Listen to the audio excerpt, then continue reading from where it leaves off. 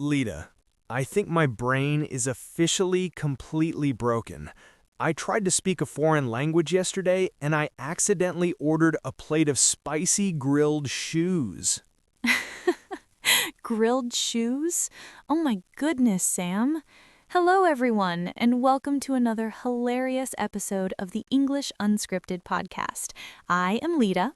And I am Sam. And today, my friends, we are talking about the absolute hardest, most embarrassing, but most rewarding journey in the entire world, learning a brand new language. Yes, it is a beautiful, amazing journey, but it is also full of terrible mistakes, complete confusion, and sometimes grilled shoes. We are dividing this massive episode into 3 exciting chapters today. First, we will talk about the embarrassing reality of trying to speak to a native speaker. Then, in Chapter 2, we dive into the crazy, frustrating world of grammar rules. And finally, Chapter 3 is all about the secret psychological tricks to actually become fluent without losing your mind. 3 chapters of pure language chaos. But wait, Lita, before I explain how I tried to eat spicy shoes for dinner, we need to give our amazing listeners their special study mission for today. Oh yes, challenge time. What is the big strategy for our language learners today, Sam? Listeners, you cannot just watch this video once like a normal, boring YouTube video. If you really want to master your English vocabulary, you have to treat this podcast exactly like a famous Hollywood movie. A Hollywood movie? That is a fantastic analogy. How does the movie method actually work? The first time you watch, you are just a normal, relaxed person in the cinema eating hot popcorn. You listen to the funny story, you laugh at my mistakes, and you just enjoy the show. But the second time, you become the serious movie director. You grab your pen, you study the script very closely, you pause the video, and you steal our professional vocabulary to build your own English movie. I absolutely love that. Be the director of your own English journey, guys. Study the script. So, Director Sam, please tell me about your tragic foreign language experience. What language were you actually trying to speak? I was trying to speak Spanish, Lita. I downloaded a very cute little language app on my phone, the one with a green bird that shouts at me every single morning to practice. I studied for 10 minutes a day while eating my breakfast cereal, and I felt like an absolute international genius. I was so confident, Lita. I have learned Spanish for exactly 12 days. Wait, Sam, let us pause your movie for a second. You have been learning Spanish, or you learned Spanish. In English, we do not say, I have learned. The strict grammar police are going to arrest you right now. Oh, right. Thank you, Officer Lita. I had been learning Spanish for 12 days. Grammar is so incredibly confusing. Anyway, I was feeling very proud of myself, so I decided to go to a very authentic, traditional Mexican restaurant downtown to test my amazing new skills in the real physical world. Oh, this is going to be a complete disaster. The real world is very different from a quiet, friendly mobile app on your phone, Sam. The native speakers do not talk like slow robots. It is completely different. I walked into the restaurant and it was so incredibly loud. There was live acoustic music playing, people were laughing at large tables, and the menu was a giant, heavy leather book with absolutely no pictures. I sat down at a small wooden table, and a very tall waiter with a massive mustache walked over to me. And you tried to order your food completely in Spanish without pointing your finger at the paper menu. I did. I closed the giant menu, I looked him right in the eyes, and I started speaking. But my brain completely panicked. The loud music made me forget every single word. I think the waiter looked at me exactly like the serious managers looked at my bright yellow banana jacket in our last episode. He was completely shocked and terrified. The yellow banana jacket trauma returns. He was probably wondering why this confident man was speaking total nonsense to him. What did you actually say to the poor, confused waiter, Sam? Well, I wanted to order a delicious plate of grilled chicken with spicy rice, but I mispronounced the basic vowels. Instead of chicken, I used the word for leather shoes, and instead of rice, I think I said something about a spicy grandmother. I was completely lost in translation. I couldn't comprehend the situation at all. Wait, Sam, let us pause right there. I think that's a beautifully descriptive, high level vocabulary word for our listeners to master today. Comprehend. Yes, comprehend. It's a formal verb that means to completely understand something that is very complex, fast, or confusing. When native speakers talk very fast in a loud restaurant, it is very hard to comprehend their exact meaning. Listeners, please practice this excellent B2 level word and say it with us right now. Say it loud and clear in your room, guys. Focus your mind. Comprehend. Comprehend. I could not comprehend why the tall waiter was laughing so hard at me. He was crying real tears of joy, Lita. He had to hold on to the heavy wooden table so he didn't fall on the dirty floor. Honestly, Sam, I would be laughing on the floor too. Spicy shoes and a spicy grandmother. That is the funniest restaurant order in history. But you know what? Making those huge, embarrassing mistakes is actually the only way to truly learn and grow. And that makes me very curious about our brave listeners. Oh, absolutely. Listeners, we have a very important and funny question for you right now. What is the most embarrassing mistake you have ever made while trying to speak English or any other foreign language in public? Did you accidentally order spicy shoes too? Tell us your funniest language disasters in the comments down below. We want to read them all and laugh together. It makes us all feel much better about our own silly mistakes. So, Sam, did the waiter actually bring you a plate of hot shoes to eat? He did not bring me shoes, Lita, but what he actually brought me from the kitchen was even more terrifying than shoes, and it completely ruined my entire evening. I stared at the hot plate and I wanted to run out of the restaurant and hide in a dark cave forever. Terrifying food? Sam, please tell me the tall waiter did not actually bring you a real dirty leather shoe on a silver plate. Worse, Lita. He brought me a giant whole octopus with all the long, thick purple legs hanging off the side of the hot plate. And the absolute worst part was, the head was still completely intact and it was looking directly into my soul with its big, sad eyes. Oh my goodness, a staring octopus? That is a very advanced exotic seafood dish. Sam, you definitely did not order that on your cute little green bird application. I absolutely did not. The app only taught me how to say the green apple is on the white table and my grandfather has a small brown dog. It completely failed to prepare me for a deep sea monster sitting on my dinner table. That's the biggest problem with those daily language apps, Sam. They're wonderful for beginners, but they teach you vocabulary in a very safe, quiet, perfect bubble. But in the real, physical world, you have to deal with loud background noise, fast native accents, and completely unpredictable situations. It's incredibly intimidating to face a real human being. Wait, Lita, let's pause right there. I think that's a fantastic, highly descriptive vocabulary word for our listeners to learn today.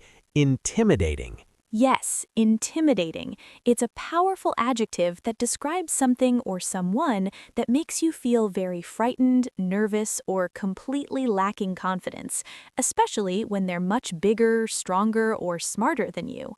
A giant staring octopus is definitely very intimidating. Listeners, please practice this excellent B2 level word and say it with us right now. Say it loud and clear in your living room, guys. Do not be scared of the vocabulary. Intimidating. Intimidating. So, what did you actually do with the scary sea monster, Sam? Did you eat it or did you try to speak to it in slow Spanish? I just stared at it for 10 minutes, Lita. I was way too embarrassed to tell the waiter that I made a huge, ridiculous mistake. So I took my silver fork, I closed my eyes very tightly, and I ate one tiny little purple leg. It tasted exactly like a salty rubber car tire. You ate a salty rubber tire just to be polite. That's true, painful dedication to your new language, Sam. But when you're in a terrible situation like that, you just want to say, "Give me the bill, please," and run away as fast as possible. Exactly. I wanted to say, "Give me the bill," but my brain was completely frozen. I couldn't remember the correct grammar for the verb to give. I was sweating through my shirt. Wait a minute, guys. Listeners, I have a fantastic native secret for you right here. Did you hear how Sam just pronounced the words "give me"? He said it very perfectly, clearly, and slowly. Wait, is there a faster way to say "give me"? Am I doing it wrong again, Lita? I thought my pronunciation was perfect. You are not wrong, Sam. It is grammatically perfect. But when native English speakers are talking very fast on the street, or when we are in a huge hurry at a busy restaurant, we almost never say "give me" separately. We smash the two words together and just say "gimme." Gimme. Oh, wow. Gimme. Gimme the bill, please. Gimme my shoes. That sounds so much more natural and relaxed. It's like the two words are completely melting into each other. Exactly. Try using "gimme" when you speak to your friends or when you order a hot coffee, guys. It's a brilliant secret weapon to make you sound completely natural and fluent. So, did you finally yell, "Gimme the bill" to the tall waiter, Sam? I did. I used my hands, I pointed at the glass door, and I ran out of the restaurant as fast as my legs could move. I went straight to the nearest fast food drive-thru and ordered a very safe, boring cheeseburger in plain English. I do not blame you at all, Sam. Trying to speak a new language in public is exactly like walking on a high tightrope without a safety net. But the crazy thing is, even if you stay at home and study quietly in your safe bedroom, the language can still completely destroy your brain. Which brings us perfectly to Chapter 2 of our linguistic adventure today. Listeners, grab your heavy textbooks and a strong cup of black coffee because we are about to dive into the terrifying, confusing, and absolutely illogical world of foreign grammar rules. So, Lita, I honestly believe that heavy grammar books are completely evil. I think they were written by angry, crazy scientists in a dark underground laboratory who just want to torture our poor, innocent human brains. The evil grammar scientists. I know exactly how you feel, Sam.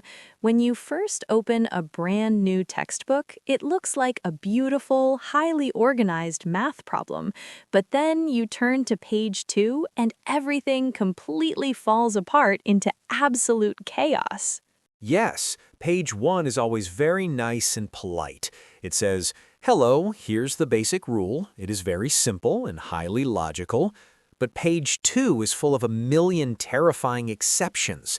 The strict rule completely changes if it's raining outside, or if it's a Tuesday afternoon, or if you're wearing a bright yellow banana jacket.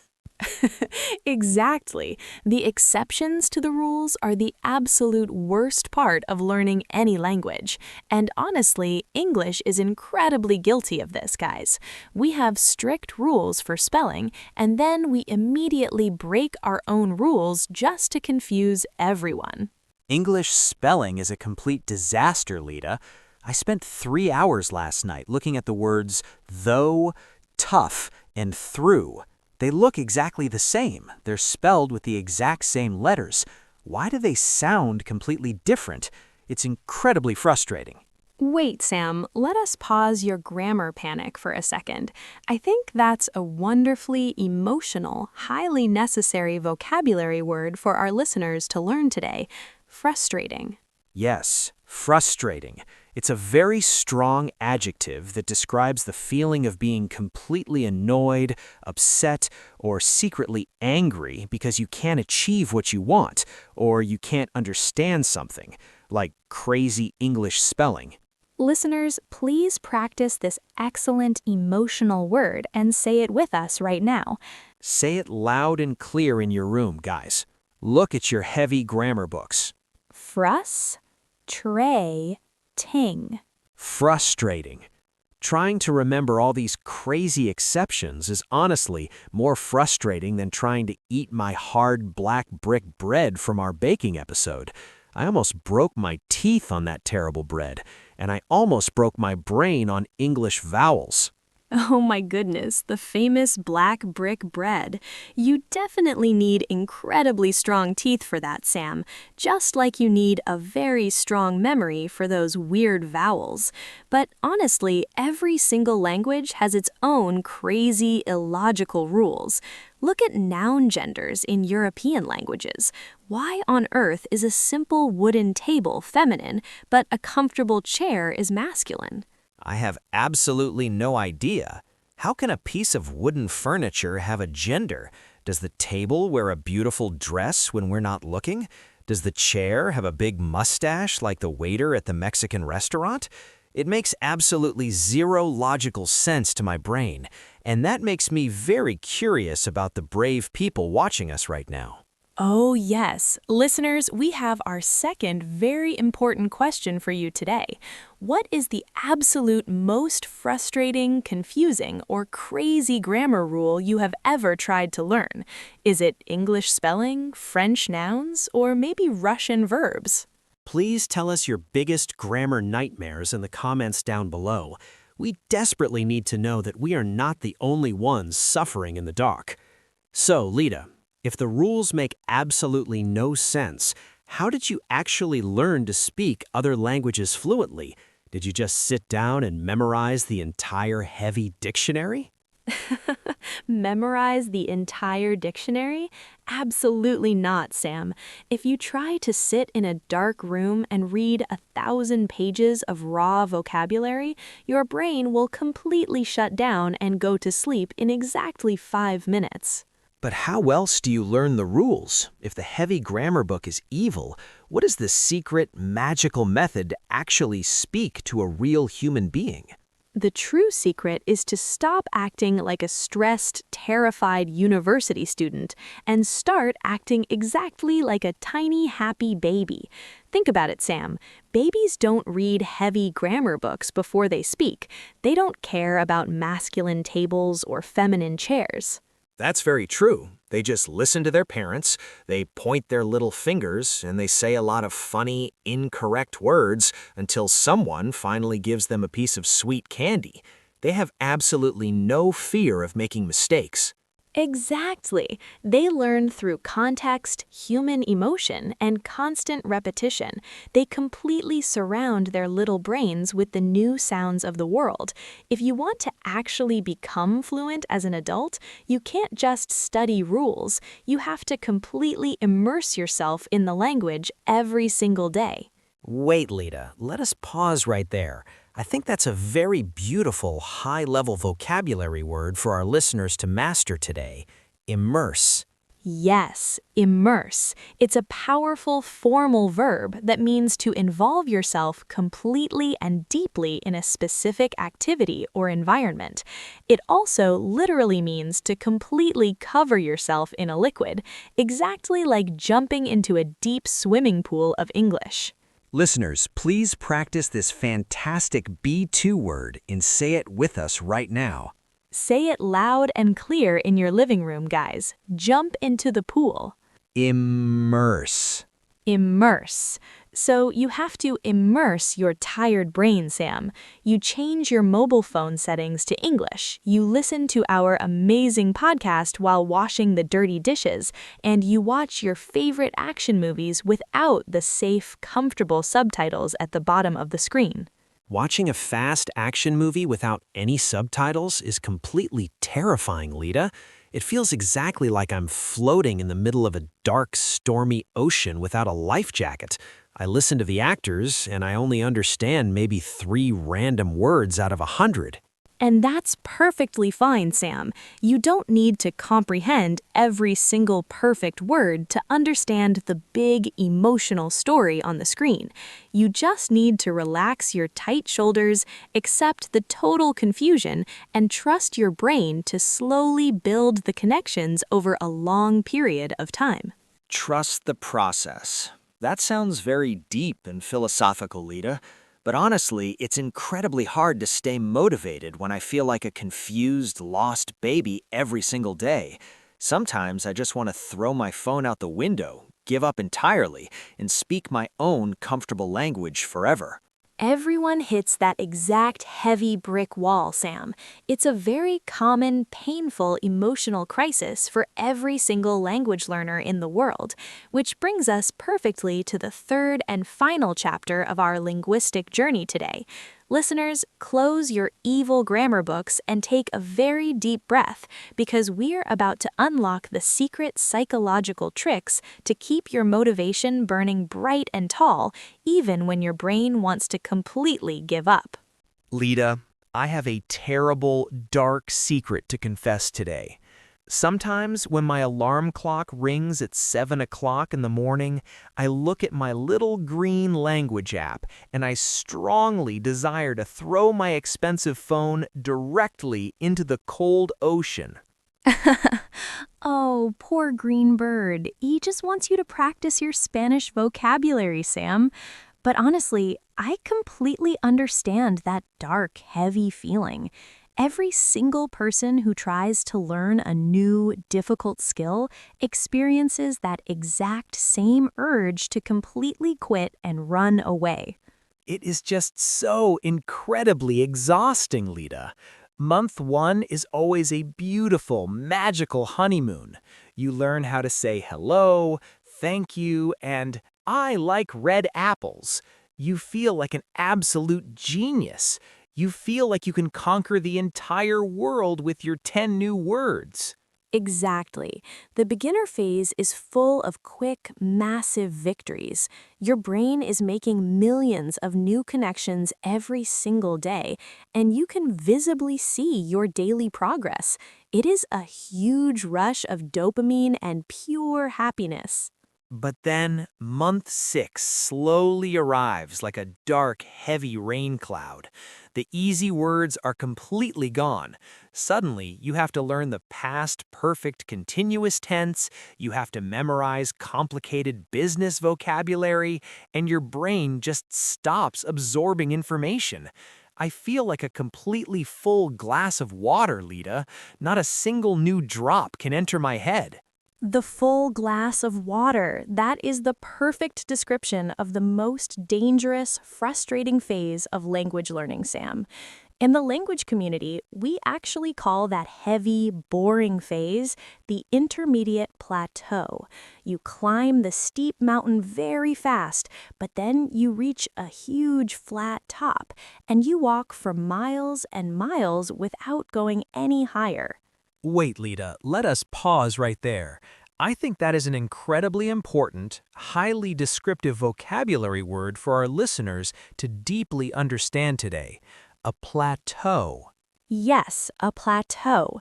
It is a noun that originally means a very large, flat area of land that is high above sea level, but metaphorically, it means a long state of little or no change or progress, especially after a period of very fast, exciting growth. Listeners, please practice this excellent advanced word and say it with us right now.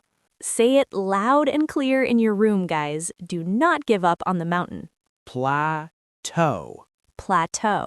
Walking on that flat, boring language plateau is exactly where 90% of all students completely lose their motivation and quit forever. And that actually makes me very curious about our dedicated audience. Oh, absolutely. Listeners, we have our third and final, very important question for you right now. When you hit that terrible, boring plateau and you feel like you are not improving at all, what is your secret trick to stay motivated? Do you buy a new notebook, or do you promise yourself a giant chocolate cake? Share your absolute best motivation secrets down in the comments. We desperately need your help to save Sam's phone from the deep ocean. So, Sam, when you're walking on that flat, boring mountain, how do you actually force yourself to open the app instead of watching funny dogs on the internet? That is the million-dollar question, Sam. I usually just stare at the bright screen, sigh very loudly, and then go to the kitchen to make another cup of hot coffee. I really need a clever psychological trick to trick my lazy, tired brain into studying. Well, Sam, the biggest mistake is relying on pure motivation. Motivation is a very weak, unreliable friend who never shows up when it's raining. You can't wait for motivation to magically appear in your kitchen. That is exactly right. My motivation only exists at midnight when I'm trying to sleep. My brain suddenly says, let's learn 5 languages right now. But in the morning, my motivation is completely dead and buried in the garden. Exactly. So you have to use a brilliant psychological trick called habit stacking. Your brain is incredibly lazy, Sam, so you have to attach your new difficult habit to an old automatic habit that you already do every single day without even thinking about it. An automatic habit? Like breathing? Or blinking my eyes? Should I study Spanish grammar every single time I blink? That sounds very exhausting, Lita. I will look completely crazy walking down the street. Not blinking, Sam.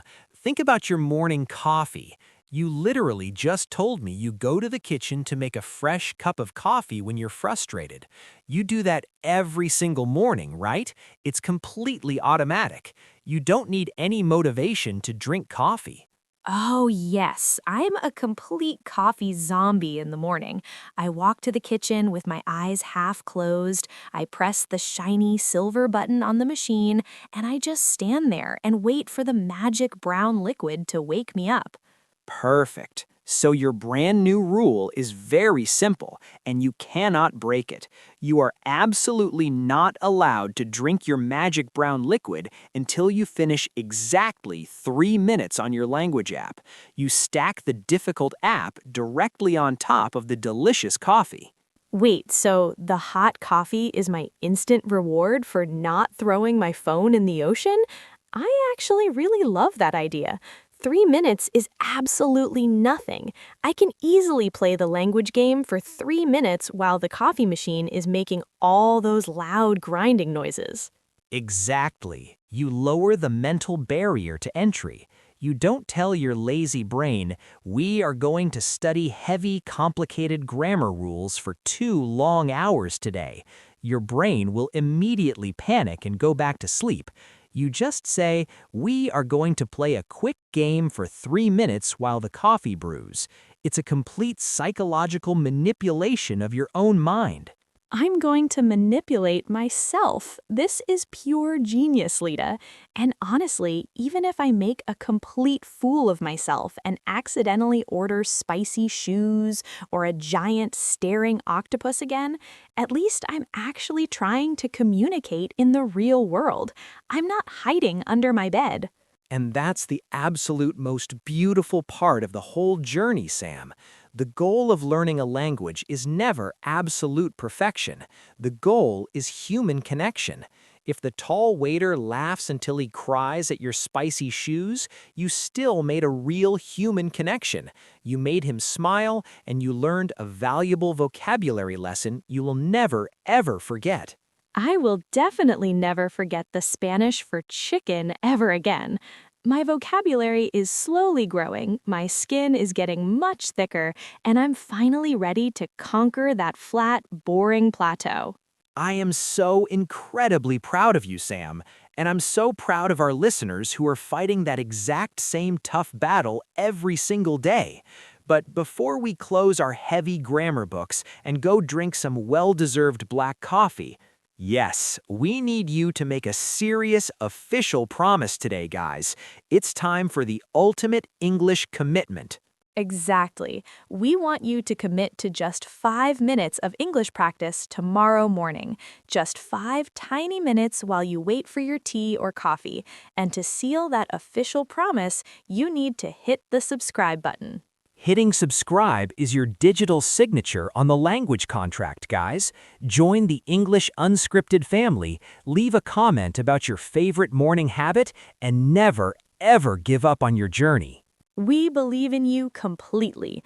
Thank you so much for hanging out with us today. Keep making those wonderful, hilarious mistakes, and we'll see you in the next episode. Bye, everyone.